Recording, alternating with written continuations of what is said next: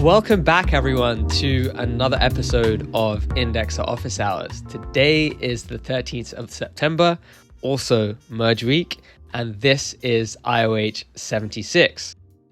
If anyone is new to Indexer Office Hours, this is the town square for indexers, where ecosystem participants come together and discuss the most important topics that are relevant for indexers. Today's conversation will be broken down into 4 segments: opening remarks, repo watch, protocol watch, and then open discussion. Opening remarks starts off with me discussing a bit about any relevant information that is important for indexers, and I generally speak about the latest 𝗨𝗂𝗧𝗂 episode in that section. Then we have Anna, who is going to be covering repo watch, and in that section, we discuss any of the latest important updates for all of the important repos you should be concerned about as an indexer. Then we have Juan, who's going to be talking to us a bit about Protocol Watch, which is all about important updates to the protocol that you should be aware of. And then finally, we wrap up with an open discussion where we generally have 1 or 2 topics that we discuss. And in that part of the conversation, we love participation, so please do participate via voice or chat. As a reminder, this session will be recorded and distributed onto public channels like YouTube. So if you're concerned about privacy, bear that in mind. And with that, I'm excited to get into today's agenda. So as mentioned, I'll kick off with opening remarks. And as part of opening remarks, I'm going to speak about the 𝗨𝗂𝗧𝗂 episode that just came out just recently. So it was with 𝗨𝗂𝗂, which I hope I'm pronouncing that name correctly. And she's the co-founder of 𝗨𝗂𝗀𝗀, which is a digital nation to enable all Africans to build abundant lives. So 𝗨𝗂 and Nick discussed her career in recruiting, HR. She gave some interesting advice around how to find work in Web3. So I know some community members are kind of stepping into the Web3 ecosystem full time. So if you're interested, I would highly recommend checking out that section. Then she also discussed the mission of 𝗨𝗂𝗀𝗀 and explored some sensitive topics around race and gender equality, as well as the impact that Web3 is having in the African continent. So if you're interested in any of those topics, then I would highly recommend checking out that 𝗨𝗂𝗧𝗂 episode. With that, I will hand over to Anna, who's going to take us into Repo Watch. Thank you, Abel. And hello again, everyone. So for Repo Watch, we usually talk about major blockchain clients and all of the new releases that have happened since last time we spoke, and about the GraphStack clients. However, this week we only have one new release. So that release is Streaming Fast Get has a new version for Get, version 1.10.23 for Firehose 2.2. That is the only update I have for Repo Watch this week. Every single release from previous weeks can be found still in the agenda. And rather than speaking more about previous releases, I would like to ask the community if anyone wants to share any good or bad experiences about the different releases that are out there. And just to start the conversation, last week, sorry to pick on you, Payne, but last week you reported that indexers running 𝗨𝗂𝗀𝗀 alongside Polygon. So the 𝗨𝗂𝗀𝗀 version that works for running it alongside Polygon is 2022-0801 alpha. However, the latest version of 𝗨𝗀𝗀𝗀 is 2022-0901 alpha. So I wanted to ask if anyone, and yourself, Payne, as well, has tried the latest version of 𝗨𝗀𝗀𝗀 since with Polygon, and if it's working. If you are speaking, Payne, we can't hear you. Can you hear me now? Yes. Yep. Okay, so I haven't tried with 0901, but after I was running 0801 on Polygon. I I upgraded to 0803 and it worked. So I had to remove all the database and resync. And with 0801, it still works just fine. Just keep in mind you don't upgrade. As far as 0901 for ETH mainnet, I heard people are having some issues with I'm not entirely sure what happened, but I think if Jim is around, he can speak about those errors. But I know that something happened so that he needed to rewind his database and delete the ETH cache, basically. Yeah. So just keep that in mind if you upgrade. I think 0803, which was the latest release for before 0901, is still compatible with the merge. So you won't necessarily have any issues when the merge hits. Just make sure that you obviously run your clients accordingly. So you need both clients, both the execution and the consensus clients for things to work just like they do now before the merge. Thank you very much for all of that, Payne. Jim, did you want to add anything to that? It was only me that seemed to have an issue with No, there was some other guy that experienced the same thing. Was there? Yeah. I only saw people saying that the upgrade was fine for them, but yeah, it wasn't a big deal. I just had to. Well, you don't have to nuke your whole ETH cache. You can just maybe, delete the last 100 blocks or whatever before you upgraded. But that fixed my issues anyway, and it's simple enough to do. Alright. Do you know what caused the issue, or if it's going to happen again, or? Well, if you look at the there's some extra stuff going on in the logs I've noticed in this version where it talks about I can't really remember off the top of my head, but it has to rewind sometimes to pull in headers again. I don't know if that's just because they've exposed more of the logs, via the log level, or if there's something nefarious going on. I don't know. But if you observe the logs in the latest version, you'll see it's doing something else that you don't normally see at the sort of default log level, which I think might be, I don't know, warn or error, where it does this rewind operation. But it seems to, it's not disturbing my indexer in any way after I did that restart or after I did that reset of the call cache. I haven't had a repeat of the issues at all. Jim, is that issue also showing up on mainnet, or is this just affecting Polygon? This is purely for Ethereum mainnet. I haven't done anything on Polygon. I'll keep an eye on that for mine as well. And please let us know if you come across anything as well. And wanted to ask if anyone else wants to share anything related to the different clients and their releases. I just wanted to flag that in the last 7 days, there have been releases of Nimbus. Nimbus is a consensus layer client. Everyone needs to be running a consensus layer client. So if you're running Nimbus, 5 days ago, there was a high urgency upgrade. I put the link in the chat. And 4 days ago, there was an update to Prism, a different consensus layer client. You can run whichever one you want. If you run Prism, please make sure you upgrade to that release. I just want to note for anyone who's not running a consensus layer client, you need to do so now.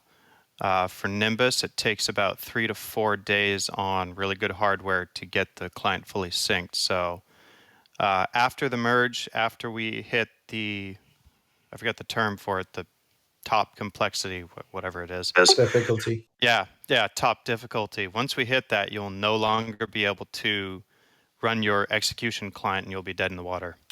One workaround would be to sync Prism. I think it was Jim, right? Prism, so that you can sync it with a checkpoint, and it immediately syncs up. Same with Lighthouse. That's right. Immediately, so both Lighthouse and Prism, assuming you have a checkpoint, you can use Infura, for example.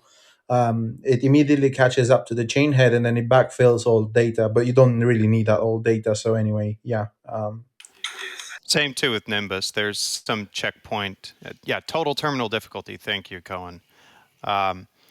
There's also checkpoint sync available in Nimbus as well. It doesn't sync as fast, but yeah, use one of those other clients if you're not syncing yet. If you're really in a squeeze, my recommendation, and I've used all the clients because I do staking on the ETH2 side, but if you're really in a squeeze right now as an indexer and you haven't paid attention, then Prism is the way to go for now. Because Prism is basically a shell script. It's very simple to use, and it doesn't backfill the data. So as soon as you've set up your Prism node and you've confirmed it's connected to your execution layer, your Aragon node or whatever, you're done. It's ready to go. The footprint's 100 meg until obviously the merge blocks start coming in. So yeah, if anyone has any issues or if you're panicking, reach out to anyone like me or Payne or anyone will help you get sorted.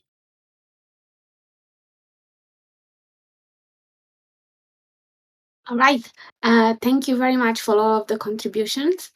I will hand it over to Juan now for Protocol Watch. Thanks, Anna. And going to Protocol Watch, we have a few things to cover. First of all is the GRC1 for GraphCast. There have been a few comments in the GraphCast thread. Mainly, there was a comment from Chris regarding a few of the concerns regarding GraphCast and regulatory issues. Basically, GraphCast is just a tool, and everyone should be complying to whatever law they need to be complying to. And also regarding price fixing, again, yes, did someone want to mention something? Well, I'll continue. Again, GraphCast is just a tool. So regarding price fixing, it just, if it happens in GraphCast, it's basically at least public. So yeah, that's pretty much it. There was also some comments from Direct Data Nexus regarding some of the good things that he's waiting on for GraphCast. Mainly the possibility of coordinating regarding errors, protocol testing, node version coordination, node spec coordination, as well as potentially sharing database level configurations. Although again, that's something that people want to keep close to their chest. So yeah. Next up, we have 3 related threads or GAPs, which is GAP 31, 34, and 37. All of these are related to the L2 scaling solution. Each of them covers a different part of the solution, but all of the 3 are related in the sense that all of those have been audited, with the exception of 37, which I will cover a little bit later. Basically, GAP 31 is the Arbitrum GRT bridge. It has been audited. There have been many updates, and basically Pablo has been updating the thread itself to reflect those changes. Getting into GAP 34, which is the initial kind of like rewards mechanism GAP for the L2. It basically, there are some concerns about the complexity of the drip mechanism. So they've been thinking, and by they I mean the development team has been thinking about some potential workarounds or different GAPs to kind of like tackle the rewards mechanism in a different way. And that's what GAP 37 is, which is a linear reward distribution for the L2 scaling solution. So instead of using a percentage of the total supply for the inflation calculation, they are proposing to use a linear amount of GRT per block, which of course has a few caveats, but it's a lot simpler and it reduces a lot of the complexity that is required for that mechanism to actually work on the L2 solution because of the cross-chain messaging that it's required to make it work. So yeah, that's pretty much it for those 3 GAPs. Getting into forum research, there's no new updates since last IOH. Again, regarding the contracts and the PRs, all of them are related to the L2 improvements that we've been seeing. It's mostly audit fixes and other things.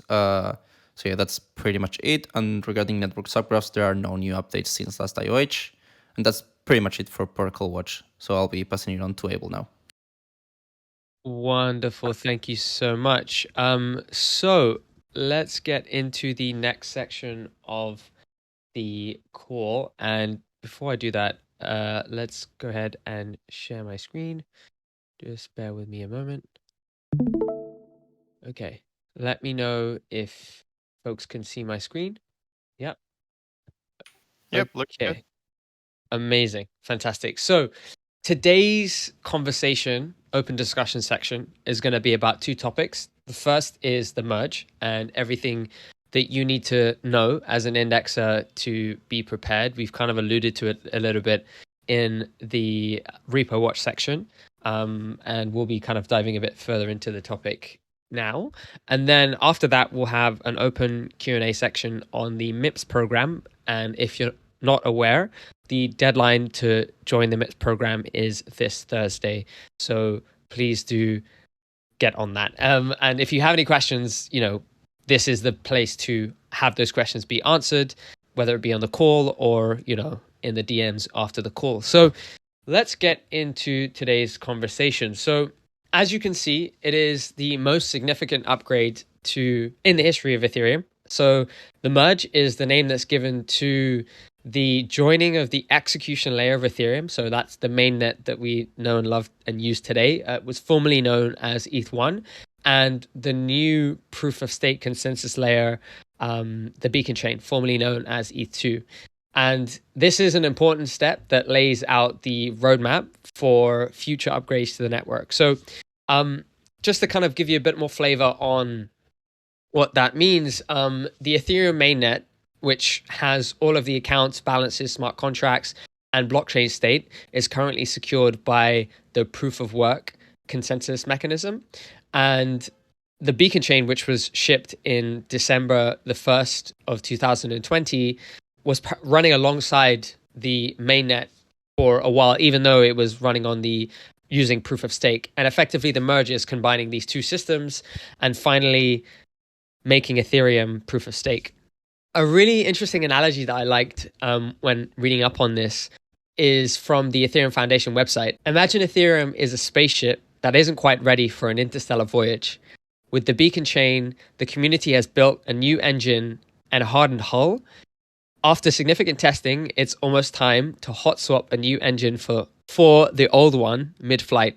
And that kind of gives you a good analogy of what is going on, where we're kind of changing the engine mid-flight, which can be quite a technical feat, right? And some of the main benefits that we're going to be seeing, a 99.95 energy reduction. So the Ethereum, this was crazy when I first discovered this. Ethereum is currently using energy equivalent of a medium-sized country, and the move to proof of stake will help kind of fix this issue. Also, there'll be a 90% reduction in ETH issuance. So after the merge, staked ETH and their rewards can't be withdrawn until the Shanghai update, which is estimated to be about 6 months. And then another really interesting piece is ETH has the potential to become deflationary. So with lower issuance, this will decrease the supply of ETH. And assuming that demand stays the same or goes up, this could mean that ETH could potentially become deflationary. And a way to kind of keep tabs on that is a website called Ultrasound Money, which I will post in the chat.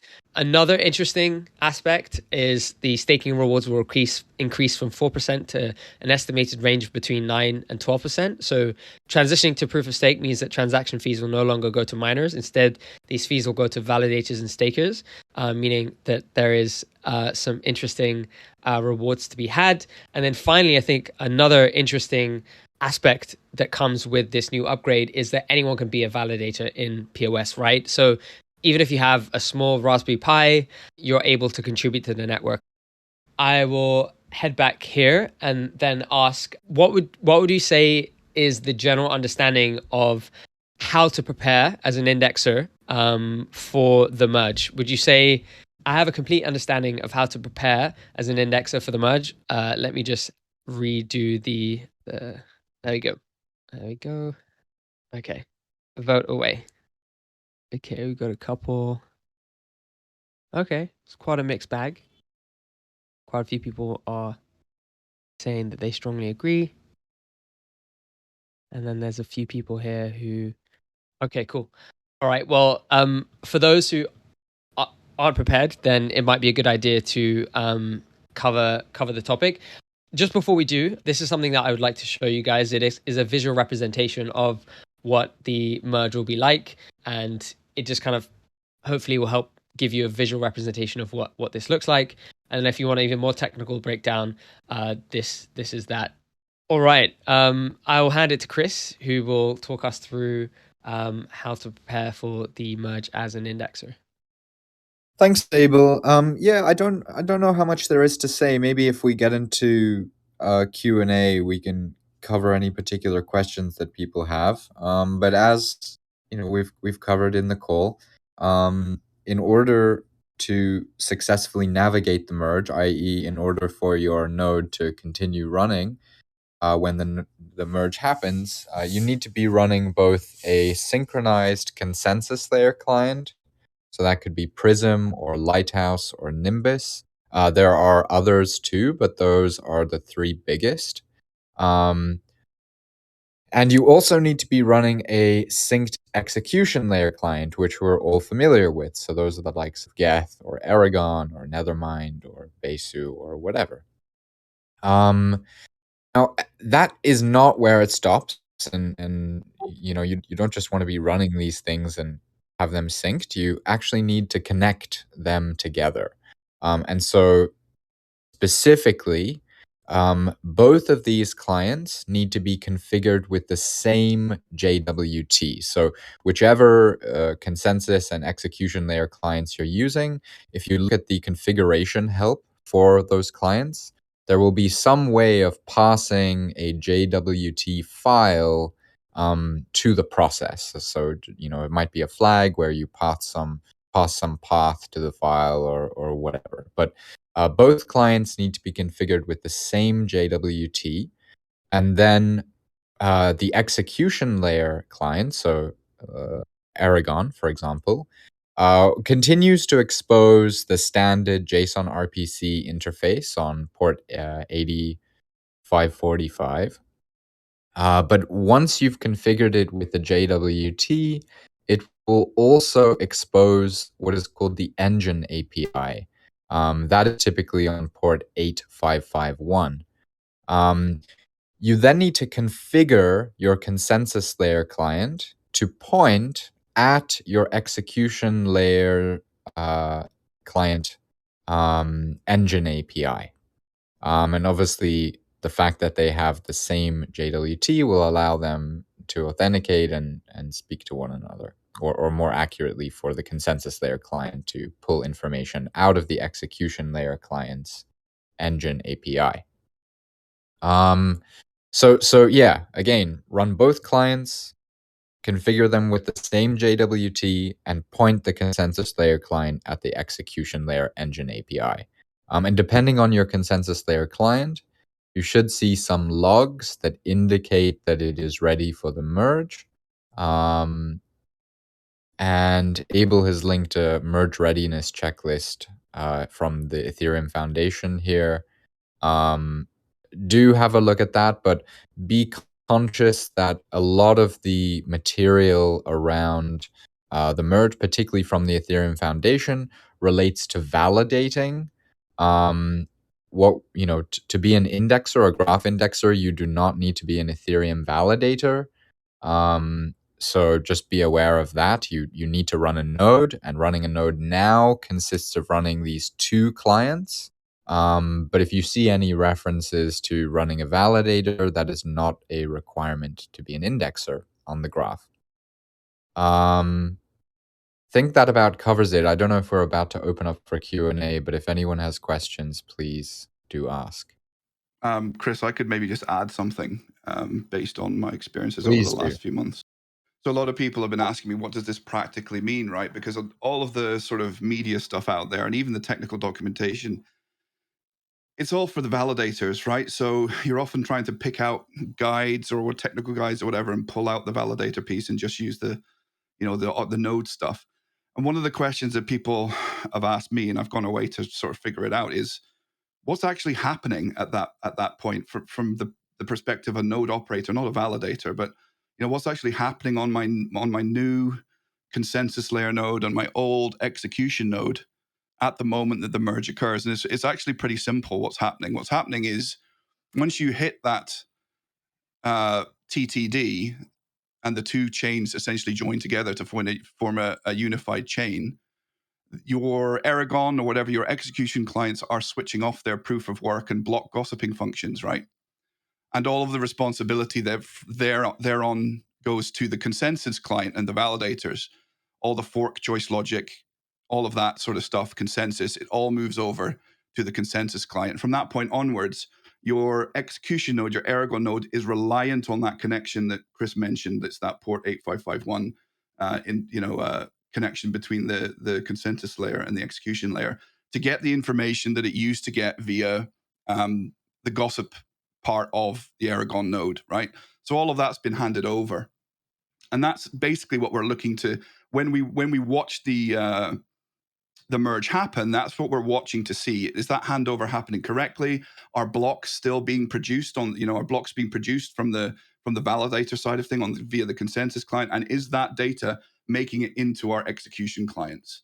And that will be easy to see for us as graph indexers, because assumedly, if things aren't working out correctly, we'll no longer be at the chain head in terms of pulling data for various dApps. So that's the sort of thing we can be looking out for.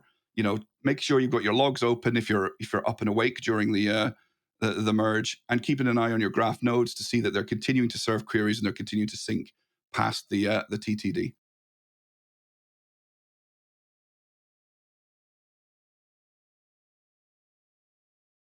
Yeah, that's really useful information. So I appreciate that, Jim.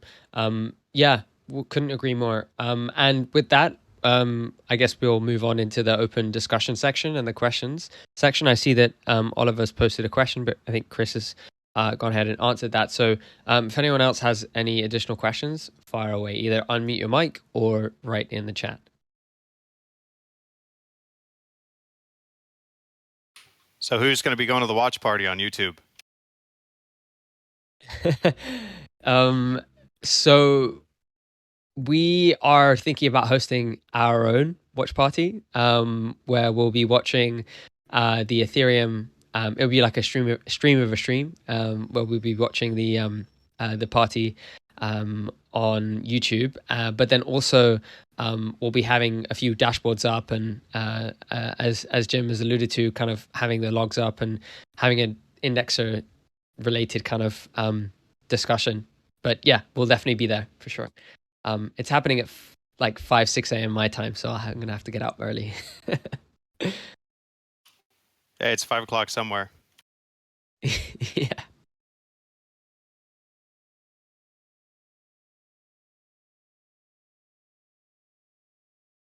Yeah, I definitely think it's worthwhile having, indexers that are interested in the timing works on a party call that's separate from the main call, the Ethereum Foundation call or the developer call, just in case things don't go smoothly and there's something, we need to be aware of so we can try and maintain service.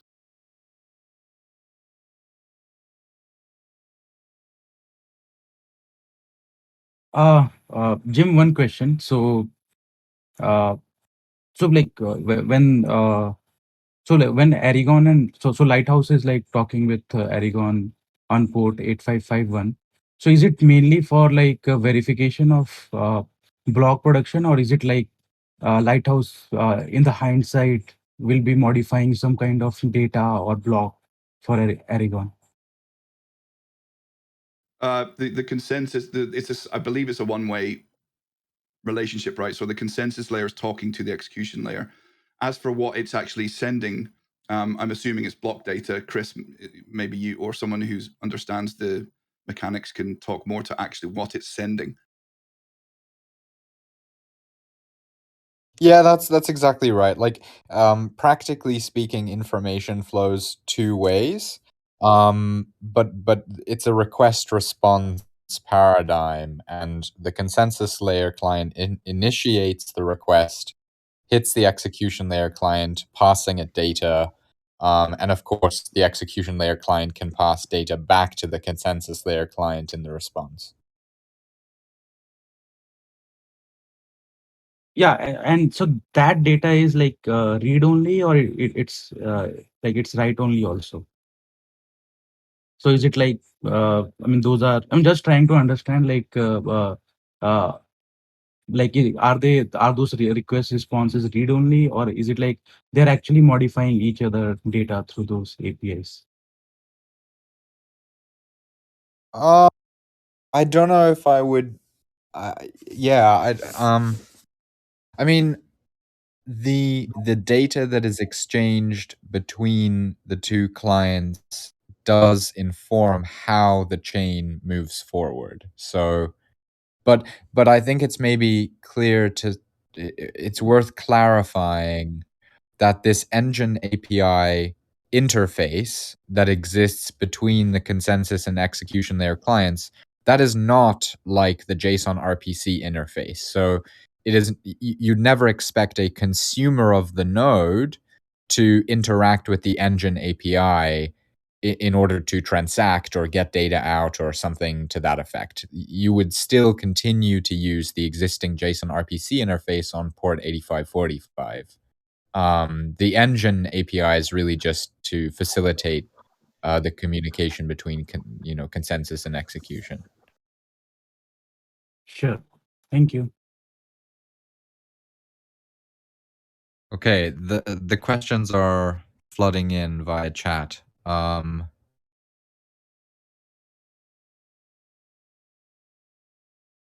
Yes, they are, but they're kind of MIP related, which is okay to kind of cover as well in this Q&A, because this is also a MIP conversation. So if there's anything in there that it seems like Payne's answering the questions, but if there's anything in there that you guys want to chat about, please do shout.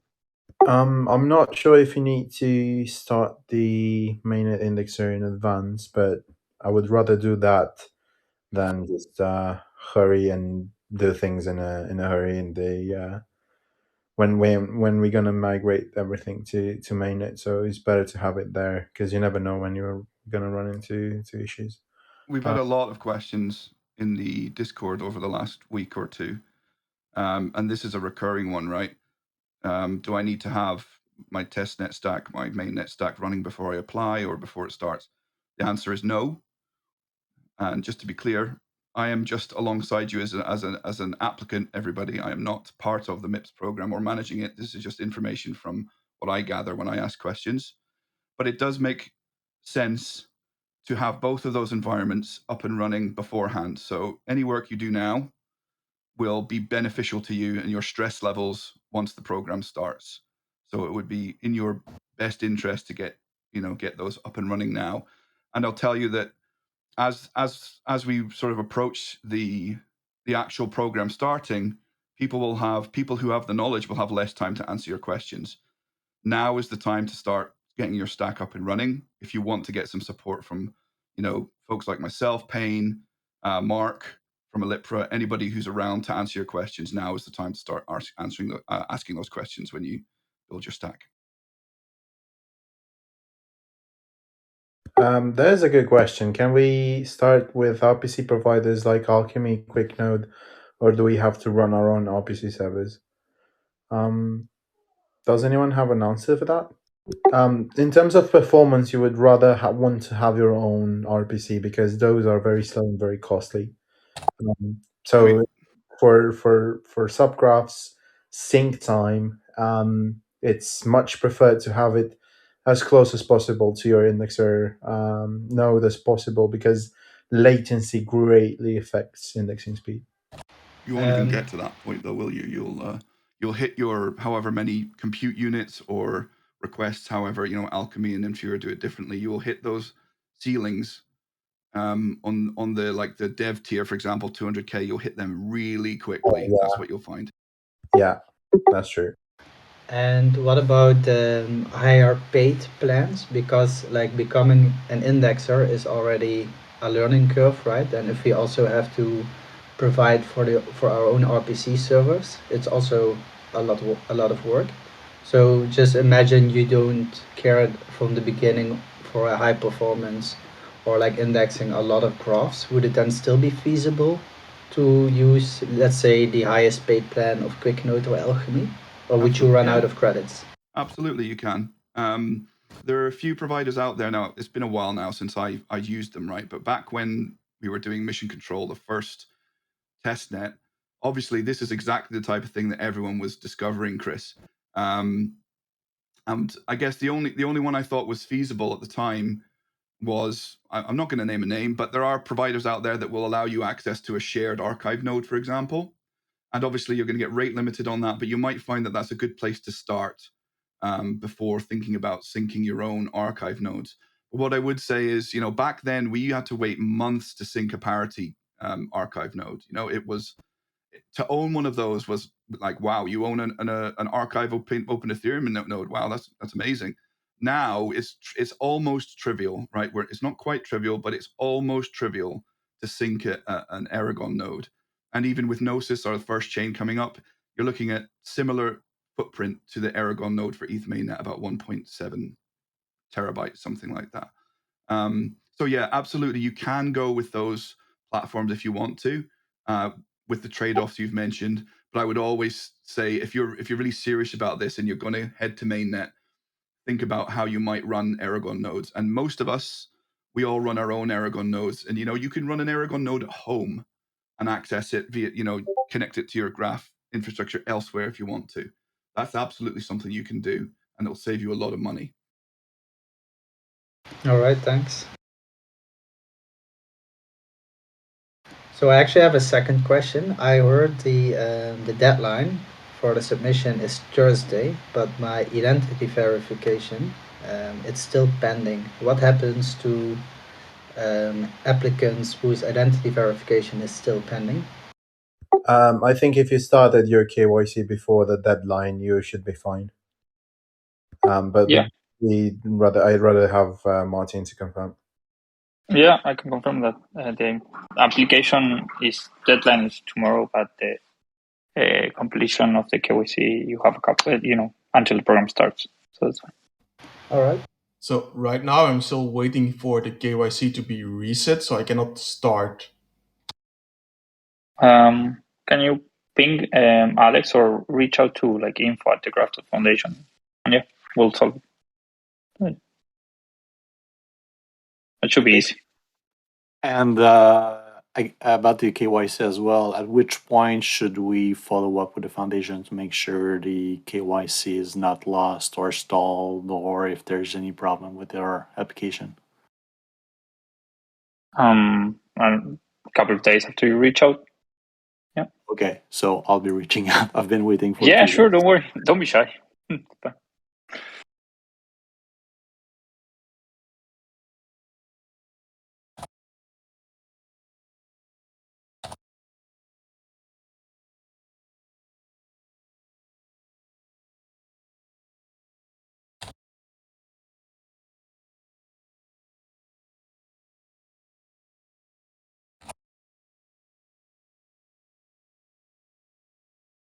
Now I'm thinking about it. Something that I was interested to know was, is there an assumption that,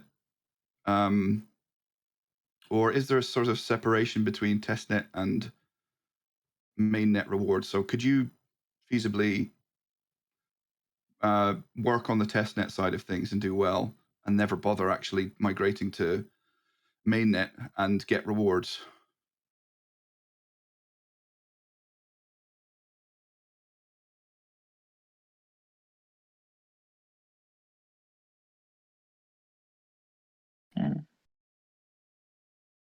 I'm sorry, Jim. I heard half of it. Do you want to repeat that, or? Yeah, sure. I'm just concerned. Sorry, it was too weird to me.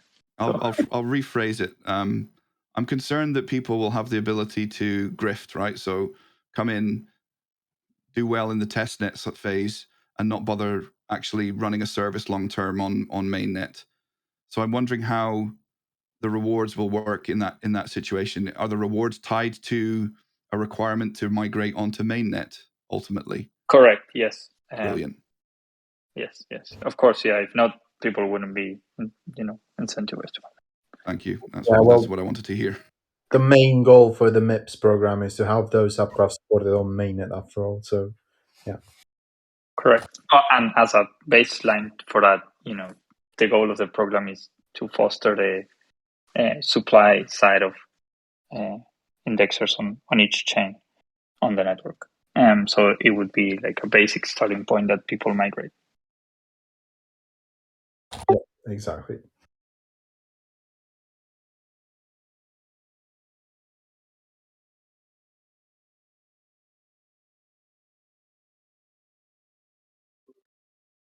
Abel and GraphOps team, first and foremost, great job with this Indexer Hours, very educational. Maybe I can jump in here. This is Nick. I work with the Graph Foundation. There's a lot of workshops being set up in association with the MIPS program. And so for any of you that are newer indexers and you have what you think are basic questions and you're concerned that they may not get answered, we're going to accommodate as best we can through workshops and ongoing education.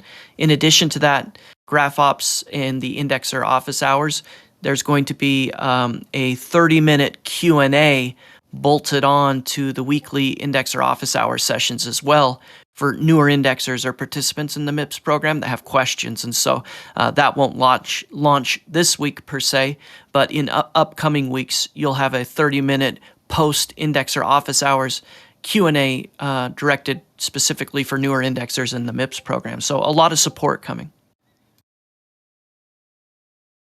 Yes, indeed. Yes, indeed. And also just following on to that, are there any workshops that anyone in this room would particularly like to see? We have a list already that we're putting together, but would obviously welcome more suggestions on future workshops. So feel free to type into the chat or just shout out anything that you'd be like, I would like to see a workshop on that, and we'll try and accommodate. Well, there is something I'm struggling with right now, which was also the reason why I joined this session. So today I set up all the infrastructure for running a node with the indexing agent, the indexing service and stuff. And I have that working, but I don't know what to do now. I read that there are like, what are they called? Curators, right? So how do I follow the curator signal and essentially start indexing some subgraphs? Because I have the infrastructure now, but no subgraphs are created. So what do I do now? I think a very good starting point would be to try to go through my StakeSquid documentation a bit, just to get a feel of how to set allocations and how to check of which subgraphs to index and everything. That basically everything is in there. I just have to give it a thorough read. What was the name of the article, or can you maybe share a link? I'll share it, yeah. Thanks. Probably the most basic thing you can do now as well, Chris, is if you look at the off-chain subgraphs environment variable, you can bypass all of the rules and the on-chain stuff. And if you just want to know if your stack is capable of indexing, go on to testnet.thegraph. No, is that right? Testnet.thegraph.com is where you'll see all the subgraphs that are currently deployed. But what you'll probably find is that none of them are Gnosis yet. They'll either be Goerli or mainnet. So you need to hook up a mainnet archive node. But you could just throw any of those subgraphs, the IPFS hash starting QM, throw that into your off-chain subgraphs environment variable, and it will start trying to index it. All right, thanks. Ping me if you're having trouble with that. I'll help you out. So who is it who is speaking? I'm not that fluent in Discord, sorry. It's Jim. We've been talking all day in thanks. All right.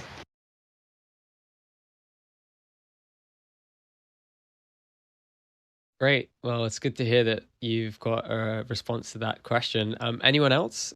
Would love to hear if you guys have any additional questions. Yes, that's a good point, Derek. That was really exciting to see. So just to reiterate what Derek mentioned in the chat, so since the MIPS IOH, we had a session dedicated to the MIPS program where Pedro kind of explained a bit about the program. We've gone from 168 mainnet indexes to 192. So good to see that the sessions that we're doing are genuinely helping people get started in the network. I was really pleased to see that. So I hope that this session also brings about more indexes too as well. So yeah, that was really gratifying to see.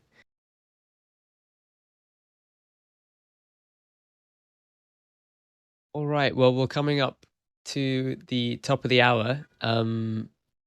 Final call for more questions. Please do fire away, either in chat or unmute your mic and ask the questions.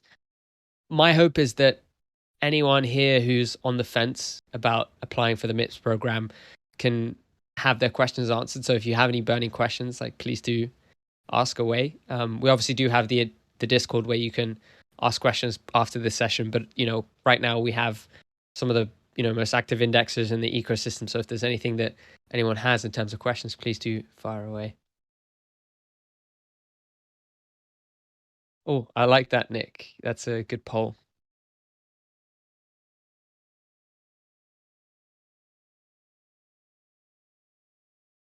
Whoa, look at it go.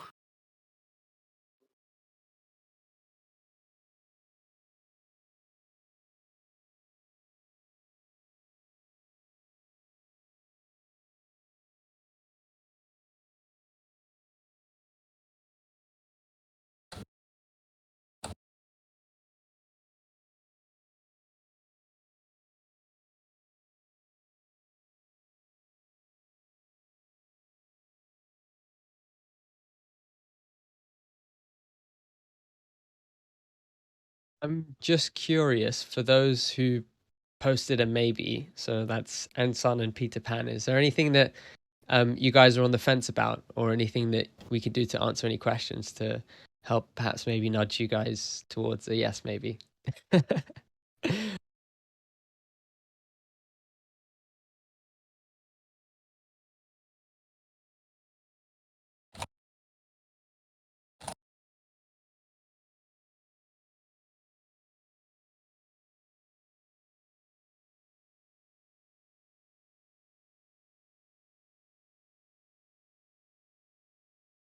Okay, we have many people typing in the chat, but if anybody wants to skip the queue and just ask their question out loud, please do.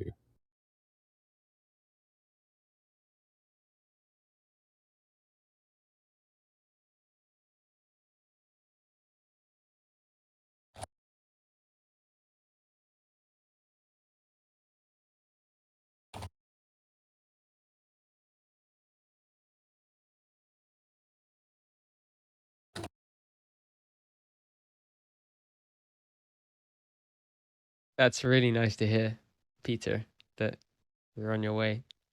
Good stuff. Well, if you have any questions throughout that process, please do fire away in the Discord.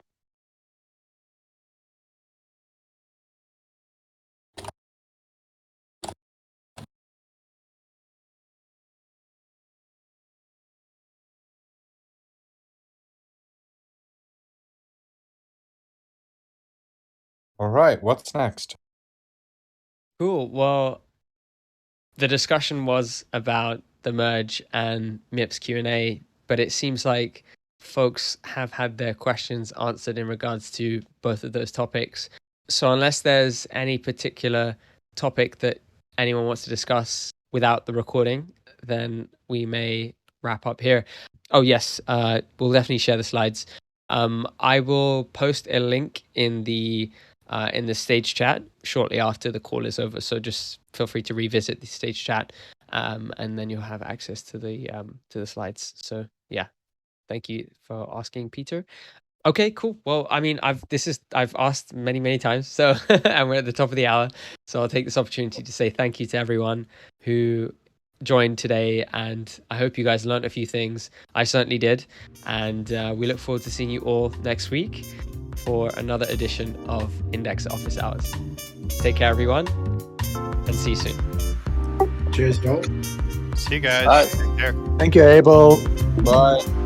Thanks. Bye-bye. Thanks, everybody.